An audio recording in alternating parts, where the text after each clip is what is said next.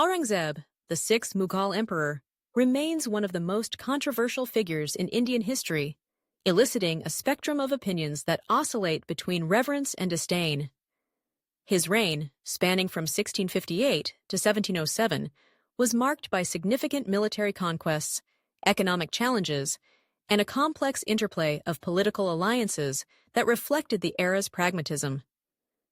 To understand Aurangzeb's legacy, one must navigate the intricate tapestry of his policies and their impact on the diverse communities within his empire. At the heart of Aurangzeb's rule was a military that, while predominantly Muslim, included notable Hindu generals such as Raja Jai Singh and Jaswant Singh. These alliances were not merely a reflection of personal relationships, but were rooted in the practicalities of governance and military strategy. The Mughal Empire, at its zenith, was a mosaic of cultures and religions, and Aurangzeb's ability to command loyalty from Hindu leaders illustrated the complexities of the time.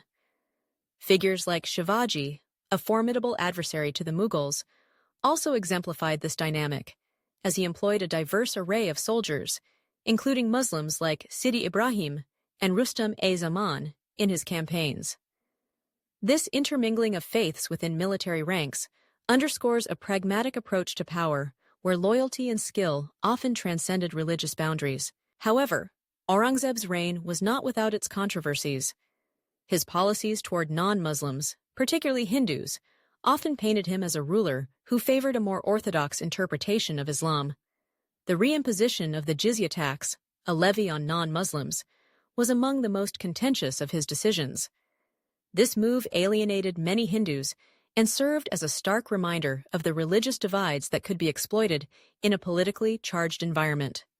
Furthermore, the destruction of certain temples, which were seen as symbols of Hindu identity, further fueled animosity against his rule. Such actions were not merely religiously motivated, they were also strategic, aimed at consolidating power in a fractious empire.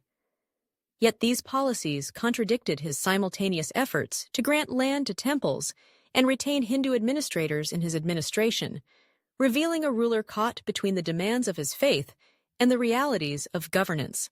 The historical narrative surrounding Aurangzeb has been shaped significantly by these contradictions. To some, he is a villain, an intolerant ruler whose actions led to the marginalization of Hindus and the fracturing of the empire. Others argue that his policies were pragmatic responses to the socio-political landscape of the time, aimed at maintaining control over a vast and diverse territory. The destruction of temples and the imposition of the jizya tax are often highlighted in critiques of his reign, while his retention of Hindu officials and land grants to temples are frequently overlooked.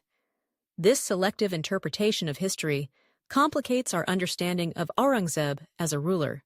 Moreover, the impact of Aurangzeb's reign was profound, not just in terms of immediate political outcomes, but also in shaping the socio-economic landscape of India. His military campaigns expanded the empire's boundaries, yet they also drained resources and led to prolonged warfare that strained the economy.